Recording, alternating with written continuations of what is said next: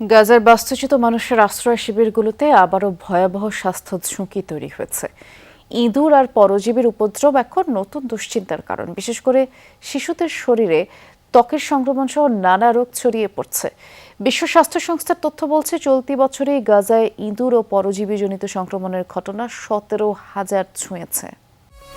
প্রতিদিন গোসলে সিরামের উজ্জ্বলতা Meril serum soap bar. Gaza উপত্যকায় বাস্তুচ্যুত মানুষের তাঁবুতে নতুন আতঙ্ক, ইঁদুর আর পরজীবীর উপদ্রব। ঘুমন্ত শিশুর হাত পায়ের আঙুল কামড়ে দিচ্ছে ইঁদুর, কেটে ফেলছে মানুষের শেষ সম্বল, ছড়িয়ে দিচ্ছে ভয়ঙ্কর রোগ। দীর্ঘ যুদ্ধের কারণে গাজার 20 লাখের বেশি মানুষের বেশিরভাগই এখন বাস্তুচ্যুত। কেউ ধ্বংসস্তূপের ওপর, কেউ রাস্তার পাশে, কেউ বা আবার খোলা মাঠে অস্থায়ী তাঁবুতে দিন কাটাচ্ছে। দক্ষিণ গাজার খান ইউনুসে আশ্রয় নেওয়া 20 বছর বয়সী আমানি আবু সেলমির জীবনেও নেমে এসেছে এমনই দুর্ভাগ্য। বিয়ের মাত্র কয়েকদিন আগেই দেখেন তার বিয়ের পোশাক আর প্রয়োজনীয় জিনিসপত্র ইঁদুর কেটে নষ্ট করে দিয়েছে।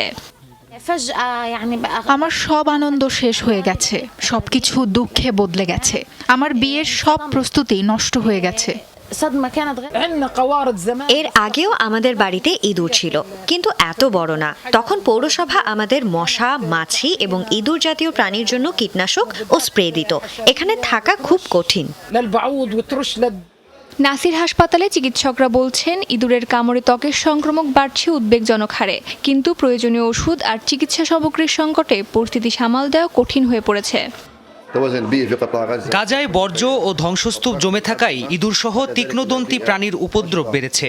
বিশেষ করে বাস্তুচ্যুতদের তাঁবুতে এসব প্রাণীর সঙ্গে মানুষের সরাসরি সংস্পর্শ বাড়ছে। এতে কামড় ও ত্বকের সংক্রমণের ঘটনা বাড়লেও চিকিৎসা ব্যবস্থা সীমিত।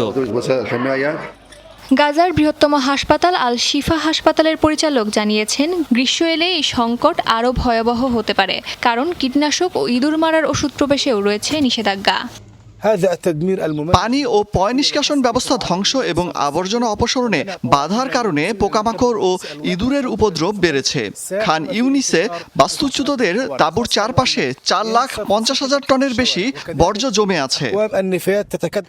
বিশেষজ্ঞদের আশঙ্কা, এতে ছড়িয়ে পড়তে পারে ইঁদুরের কামড়ে হওয়া জ্বর, লেপ্টোস্পাইরোসিস, এমনকি প্লেগের মতো প্রাণঘাতী রোগও।